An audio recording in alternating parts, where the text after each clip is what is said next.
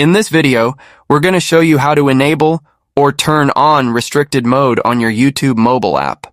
Restricted mode on YouTube is an optional feature designed to filter out potentially inappropriate or mature content from your viewing experience. So if you don't want inappropriate content in your YouTube app, or you need to create a safer environment for your kids if they're using your phone, then all you have to do is to open the YouTube mobile app on your iPhone or Android phone, and then we'll hop over to this U section at the bottom right corner of the screen.